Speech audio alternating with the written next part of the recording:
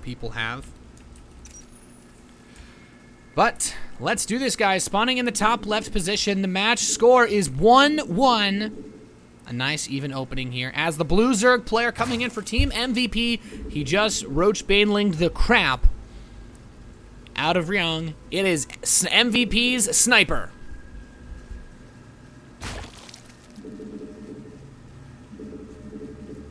And spawning in the bottom right position as the red Protoss player coming in for Axiom, it is Alicia.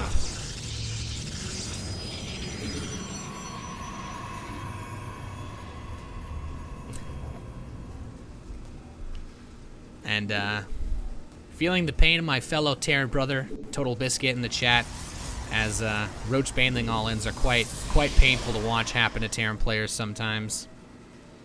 My shout out of the day. But Alicia opening up at the pylon in the main base, a sign that he would like to go for a gateway expand. Feels so weird to cast players named Alicia. It's the name of my ex-girlfriend. No offense, Alicia. Or, I guess, either of you. But it is going to be a gateway opening. This map's kind of known for that. We do see a lot of Zerg players go for the hatchery at 15 supply because of it. But also because of that, we see some Protoss players try to cannon rush. So Sniper's just going to play smart, play safe, go for the 15 supply spawning pool. And I think we're going to have a pretty normal game here. Alicia, of course, very, very powerful Korean Protoss player. Wouldn't really worry about Alicia doing anything cheesy.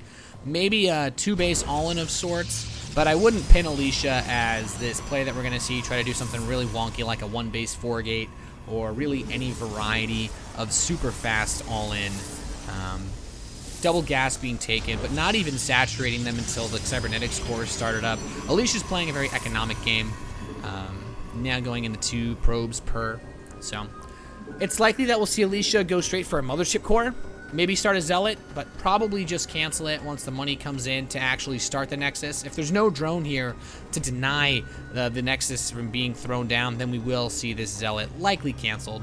Probe's going to move out towards the natural. It's kind of like, well, is there anything here? Not really. If it goes to Scout, I will be surprised. It does look like Alicia might actually finish this Zealot. Nope, there's the cancel, and the Nexus begins. So very standard Protoss versus Zerg opening here from the Axiom Protoss player. And Sniper going for the natural. Not a big deal either. Sniper wants to get a fast third base, it seems, but this can be a bit risky versus gateway openings, especially without gas. So we'll have to see if Alicia is going to be able to spot this, how Alicia will react. With the Mothership Core coming out, there's a handful of Zerglings that are going to come scout. Won't be able to do much. Sniper knows it's a gateway opening. And it totally isn't because he can see this gateway here. And Sniper tries to poke that pylon, but that's about it. That's all the damage that he will be able to do. And just kind of digging away at these Zerglings. Now, Sniper takes this third base. This is something that's punishable by Alicia. But the thing is, it's so rare that Zerg players actually go for a third base this early versus Protoss that most Protoss players don't even open with pressure anymore because they expect the speedling timing to open up. So it's just kind of following the standard metagame of the scene. So Alicia's Nexus will finish up. Sniper has 1 gas in the natural expansion, and the fact that it's slightly hidden could be some sort of hint that Sniper wants to be aggressive at some point. But with just continuously pumping out drones, it really doesn't look that way. So if it is a kind of aggressive play from Sniper, it will likely be in the later stages, not anything that's going to be sacrificial of the drone count. Could be something along the lines of, say, a 3-base Roach push. I almost wanted to say 2-base. It just depends on whether he saturates the third. If you don't saturate your third base as a Zerg and you go for a big attack, you might as well just have 2 bases with a macro hatchery, because at that point you're just playing mind games by having the third hatchery there. And Alicia will scout out this third base. And now we have 2-base saturation for Sniper, and Sniper's starting to make Zerglings. So this could definitely be a sign that Sniper either wants to be able to defend against a little bit of aggression, as these Zerglings were able to chase away the probe but did not find the pylon. And we actually do see drones going over here. A very fast Spore Crawler. Alicia, of course, can use the mass recall ability to save the Mothership Core if it does get into a hairy situation, and obviously it can just hide here but Zergling speed's on the way. Alicia has decided to open up with a Stargate. We see 1 Phoenix pocketed in here. 3 Zealots warped in to harass this base, and that's what Sniper got these Zerglings for. I feel like the three Zealots with the... Oh, you wanted to save the pylon. Shame. I feel like 3 Zealots at the Mothership Core could actually take on a lot of these Zerglings with good micro, but doesn't want to risk it. Robotics Facility is coming in, and I find this very interesting because with how slow the tech has been for Sniper, I think Alicia could make something happen with these Phoenix.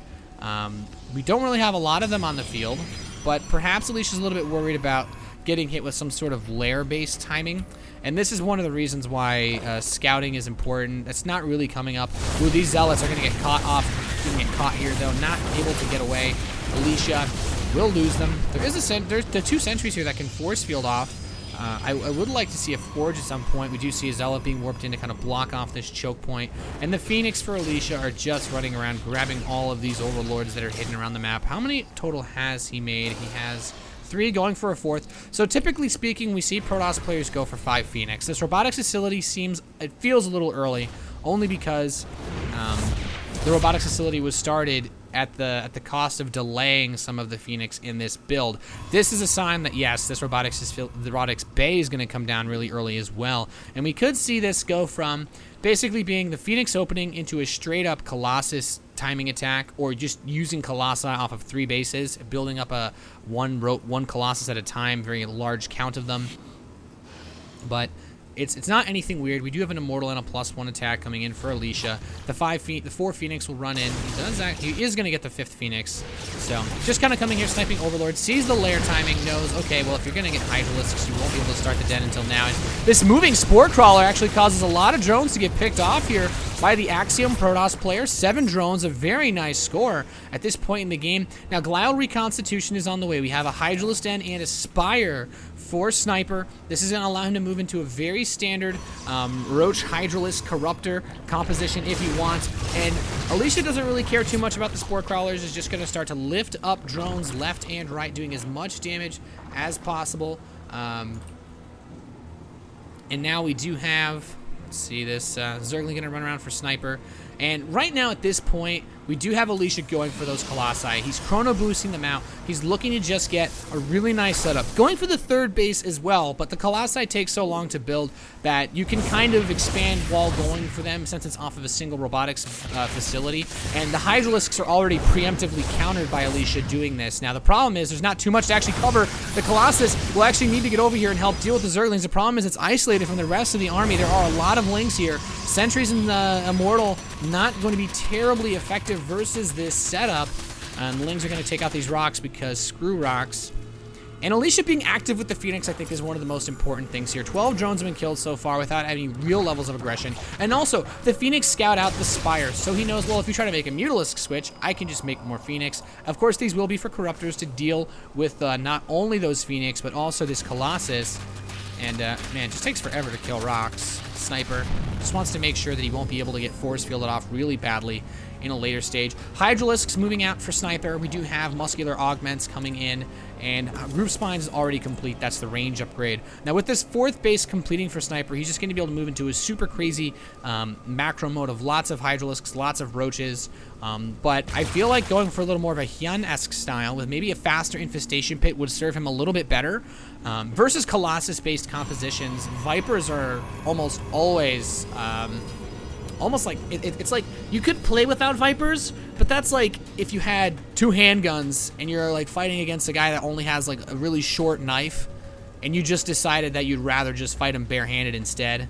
You know, you could just shoot him, but why would you not use all the resources available? I feel that Vipers are just really good if you can make your opponent build Colossi, since they do basically have giant bullseyes on their heads for the abducts. Now, the Phoenix continuing to prevent the map control from being taken by Sniper. We have an Observer that's going to get picked off. That is a rather unfortunate timing to walk straight into the Overseer.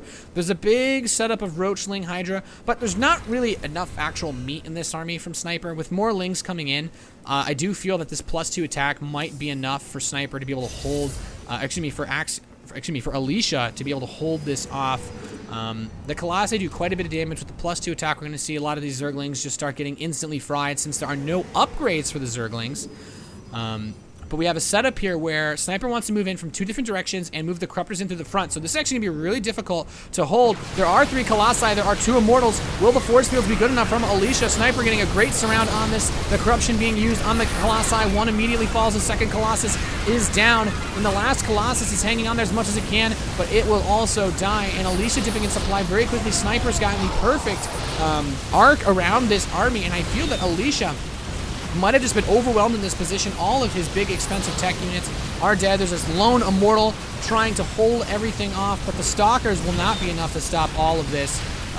As Sniper continues to advance with the Hydralisks, with the Roaches, the Photon Cannon will be enough to deter this maybe for a little bit. The Pylon goes down, unpowering that cannon, preventing the reinforcements from coming in. And Alicia will be able to warp in enough reinforcements off of Gateway, but that's not what Alicia needs right now. Alicia needs to replenish that Colossus count, replenish maybe even a couple more Immortals, because at this point, Ling Hydra, even with these Roaches mixed in, is going to trade so effectively versus his straight-up Gateway composition. And, you know, this is why some Protoss players try to wall off some of these areas as they do position their army here, since it's so easy to attack them from 2 fronts. And it really minimizes the amount of damage that the Colossus can do. But look at this. Units just streaming across the minimap. We do not see this stopping any second. And here it goes. Just a ton of Gateway units fighting against this Ling Roach Hydra. Sniper, maintaining a very high supply count, is going to try to move in the force fields. Once they wear off, I think Sniper is going to be able to get a really nice position on this army. Now stepping up here, the Hydralisks with their crazy fast attack speed, just ripping everything to shreds. The Immortal will fall. Alicia, Hydralisks are so much better than Stalkers in these straight-up engagements, despite having more health, and the Zerglings that are continuing to stream in are going to be enough. Alicia dipping below 80 supply. Sniper looks like he is going to be able to break inside the natural expansion of our Axiom Protoss player. And this could be curtains for game number 3 here. GG, Alicia taps out, and Sniper, winning the 2nd game in a row, will be able to secure a 2-1 lead here in the Acer TeamStory Cup Best of 9 team match. So really, it was more of a, most of that game came down to the position during that fight. I don't think Alicia was behind it all, but Protoss units, you know, they kind of have a niche against Zerg where you kind of, if you can get that Roach clump, if you get that whole army to move in from one of those ramps, then a couple force fields are enough. The Colossi fry everything, but if, it's just tough because being able to move in from those 2 ramps, the 3 Colossi simply weren't enough to actually kill everything, and then all of those Corruptors moving in as well. It was just such a good position for Sniper. But we're going to jump into the lobby for game number 3. This is the shortest wait we've ever had in between games, so now I can't spam you with ads, but I'm glad we don't have downtime. So we are in the lobby, and we'll probably be starting this game in just a second, guys. But yeah, so I'll let you know as soon as we're starting this game. We have Heart coming in, and it looks like the Take TV guys have had a computer crash, so we will take a minute or 2 before we get into this next game. We, of course, want Take TV, who is one of the big promoters of this event, to be able to cast their own match. So just hang in there, guys. And the next game between Axiom and MVP will be coming up very shortly. Terran versus Zerg on Star Station.